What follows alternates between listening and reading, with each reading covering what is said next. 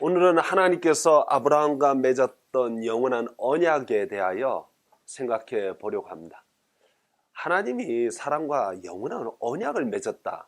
좀 특별한 것 같아요. 창세기 17장에 보면 그 영원한 언약을 맺는 장면이 아주 엄중하게 나오는 것을 볼 수가 있습니다. 제가 한번 읽어 드릴게요. 너희 중 남자는 다 할례를 받으라. 이것이 나와 너희와 너희 후손 사이에 지킬 내 언약이니라. 이건요, 그의 후손 대대로 지켜야 할 언약이라는 거예요. 너희 집에서 난 자든지 너희 돈으로 산 자든지 할례를 받아야 하리니 이에 내 언약이 너희 살에 있어 영원한 언약이 되려니와. 할례를 받지 아니한 남자 곧 그 포피를 베지 아니한 자는 백성 중에서 끊어지리니 그가 내 언약을 배반하였음이니라. 오, 대단하죠? 하나님은 엄청난 무서운 말씀을 지금 하고 있어요. 우리 기독교인들은 흔히 아브라함을 믿음의 조상이라고 하지만 유대인들은 이 창세기 17장 말씀을 근거로 해서 아브라함은 모든 할례 받은 자의 조상이라고 말을 하고 있습니다. 약간 차이가 있죠? 유대인에게는 할례라는 것은요, 그냥 단순히 포피를 베는 그런 의식이 아니에요. 이것은 하나님께 내 몸의 일부를 잘라서 헌신하며 내가 하나님을 정말 전적으로 신뢰하고 믿고 따른다는 표시로 할례를 받는 것입니다. 그러니까 이 할례는 믿음의 표현입니다. 동시에 이 할례 받은 사람들, 그들이 모이는 하나님의 백성 신앙 공동체의 일원으로 그렇게 표시를 하는 거예요. 유대인의 민족 명절인 유월절 있잖아요. 그 유월절에도 할례를 받지 아니한 사람은 들어갈 수가 없어요. 우리가 흔히 유대인들은 민족적 배타성을 가지고 있다고 생각하지만 사실 그렇지 않아요. 출애굽기 12장에 보면은 유월절에 참석하려면 이방인이나 노예나 어떤 사람도 할례만 받으면, 다시 말하면 하나님 앞에서 신앙을 고백하고 그 신앙 공동체의 일원이 되겠다고 결정하면 누구라도 오케이, 다 받아줬어요. 그런 면에서 유대인들의 그 유대교가 굉장히 그 열린 종교다 하는 것을 우리가 알 수 있습니다. 이 전통은요, 수천 년 이어왔어요. 여러분, 전통이 뭐 1년, 2년 전통이 아니라 수천 년의 전통이라 그러면 이거 엄청난 겁니다. 이스라엘 나라는요, 나라가 망해도 이 전통은 지켰어요. 바벨론의 포로로 끌려가도 이건 끝까지 지켰습니다. 어떤 사람은 할례의 전통을 지키려다가 순교하는 사람도 있었어요. 얼마나 이걸 목숨처럼 여겼는지 알 수 있죠. 예수님도 할례를 받았습니다. 바울도 할례를 받았고, 예수님이요, 구약의 율법을 재해석하는 게 참 많았어요. 뭐 구약에서는 이렇게 말을 했지만 옛날 율법에서는 이렇게 말했지만 내가 너희에게 말하니 뭐 이렇다 뭐 하면서 막 재해석을 하셨어요. 그러나 딱 하나 안 건드렸어요. 뭐? 할례. 할례에 대해서는 일절 말이 없었습니다. 그런데 예수님도 안 건드린 할례를 누가 건드렸냐? 초대교회가 건드렸어요. 엄청난 일 아닌가요? 우리 성경 읽으면서 너무 쉽게 읽어요. 수천 년 전 유대인들이 믿었던 하나님 신앙의 전통의 핵심 중의 핵심인 이 할례를 폐지한 것이, 우리는 그냥 뭐 초대교회가 폐지했나 보다 그렇게 생각하겠지만 절대로 그렇게 생각하면 안 됩니다. 사실 우리 한국교회도요, 지금 기독교가 들어온 지 100년이 조금 더 지났잖아요. 그 100년 조금 지난 상태에서 우리 한국교회 나름의 전통을 갖고 있어요. 대표적인 게 새벽기도 전통이죠. 한국 사람들은요, 전 세계 어디를 가도 새벽기도를 하더라고요. 어느 다른 나라의 교회들이 이거 안 합니다. 그런데 한국 교회만큼은 이 전통을 지키고 있는 거예요. 아름다운 전통이죠. 술, 담배 금지하는 거. 예, 좋아요. 주일 성수, 11조, 교회 직분 제도, 뭐 이런 긍정적인 전통들이 있습니다. 뭐 제가 속해 있던 이 정통 보수 교단에서는 여성 목회자 반대 아직도 고수하고 있어요. 여러분, 그 중에 하나라도 깨려고 하면요, 그 이단들 각오해야 됩니다. 엄청나게 이 공격이 보통 공격이 없어요. 만약에 하나님께서 내가 너희와 영원한 언약을 맺을 텐데 이건 너희 후손 대대로 지켜라. 안 지키면 내가 이 하나님의 백성에서 끊어버리리라. 만약에 그렇게 말씀하신 전통을 우리가 갖고 있다면 아마 우리 한국 사람들 성격을 볼 때 100% 목숨 걸고 지킬 겁니다. 생명 걸고 지킬 거예요. 초대교회 당시 성경은 딱 한 권, 구약밖에 없었습니다. 아직 신약이 쓰여지지 않을 때였어요. 근데 구약 성경에 아주 명백하게 창세기 17장에 딱 말하고 있어요. 영원한 언약이다. 이거 안 지키면 하나님의 백성에서 끊어진다. 그리고 그거 수천 년 동안 생명을 걸고 순교하면서 지켜온 전통을 초대교회가요, 예수님도 안 건드렸는데 뭔 배짱인지 몰라도 한 방에 날렸어요. 야, 이거 대단하지 않나요? 그 당시 예루살렘 회의에서 그를 금지했는데 그 당시 예루살렘 회의에 참석한 사람 거의 90% 이상이 유대인들이었습니다. 그 전통을 지켜온 사람들이에요.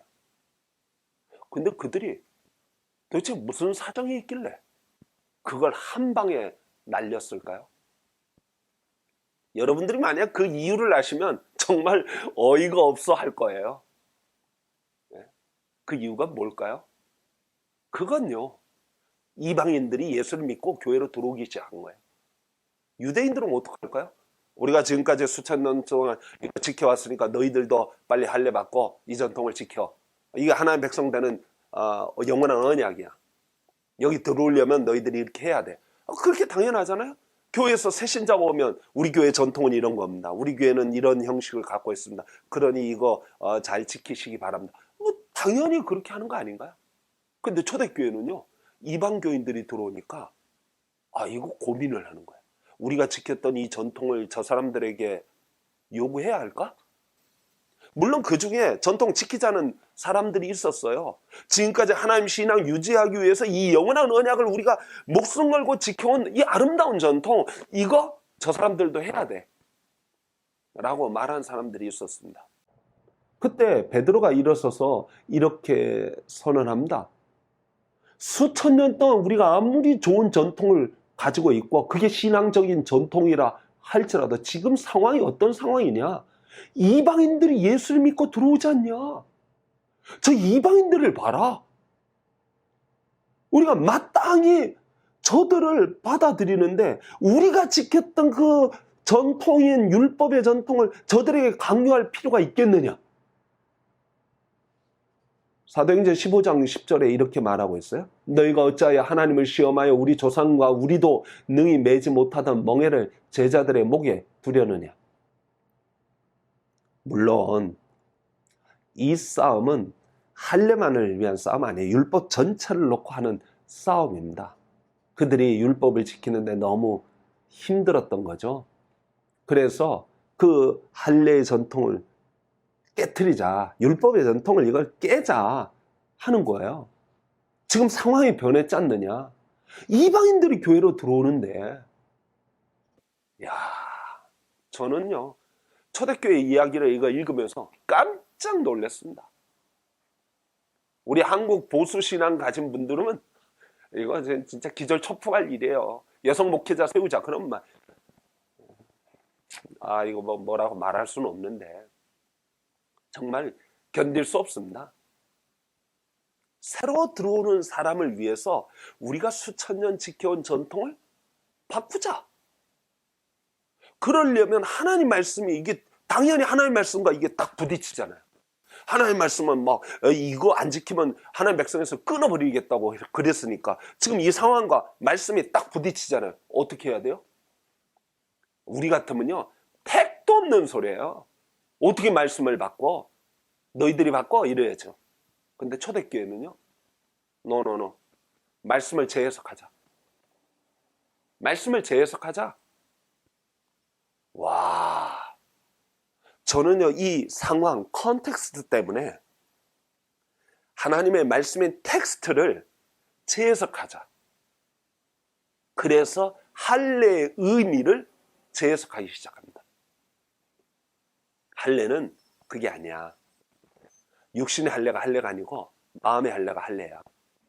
저는 초대교회 성도들, 지도자들의 사고방식이요, 정말 혁신적이고 정말 새로운 시대 상황, 새로운 사회 상황에 능동적으로 대처하는 것, 말씀을 재해석하면서 그 일을 했다는 게, 이거 박수 쳐줘야 됩니다.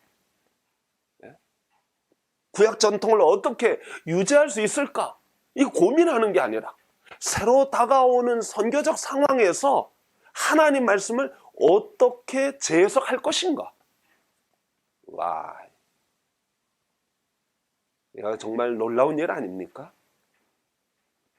그리스 로마라는 이 새로운 선교적 상황에 나아가서 성경을 새롭게 해석한 것이 바로 신약 성경입니다. 과거에 사로잡히고 전통에만 사로잡혀서 앞으로 한 발자국도 못 나가는 교회가 아니에요. 초대교회가 사람들에게 강력한 영향력을 끼칠 수 있었던 것 중에 하나가 뭔지 아십니까? 바로 이겁니다. 상황을 능동적으로 대처한 거예요. 창의적으로 대처하고 심지어 말씀을 재해석하면서까지 그걸 대처한 거예요. 그런 의미에서 오늘 우리 한국 기독교, 오늘날 기독교를 생각해 봅니다. 기독교가 한때는요, 민족의 지도자 역할을 했습니다. 엄청난 부흥을 경험했고 세상의 중심에 딱 섰습니다. 대통령, 국회의원도 교회에 나와서 목사님에게 머리 숙였어요. 와, 오늘 서프라이즈죠. 그런데 이제 세상이 바뀌었어요. 기독교를 반대하는 상황으로 점점 바뀌어가고 있습니다. 정부에서요, 기독교를 반대하는 정책들을 자꾸 내요. 그리스도인들마저 교회를 떠나가고 있어요. 다시 말하면 기독교가 중심에 서 있다가 변두리로 밀려난 거예요. 무슨 얘기인지 아시겠어요? 상황이 바뀐 겁니다. 이제 기독교가 불신세계 속에 들어가 있는 그 상황으로 바뀐 거예요. 마치 초대교회가 그리스 로마라고 하는 불신 세상에 들어간 것과 같은 것입니다. 그 초대교회는 어떻게 했어요? 새로운 자세를 가지고 능동적으로 나갔어요. 우리가 지금까지 몇천 년 동안 지켜온 이 전통, 이 보수신앙, 이거 유지하자 그러지 않았어요.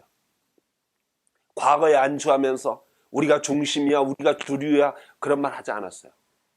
변두리로 추락했다는 사실을 인정하고 새로운 선교적 상황, 어떻게 하나님 말씀을 가지고 저들에게 복음을 전파하고 저기서 새로운 성령의 역사가 일어나서 교회를 새롭게 할 것인가.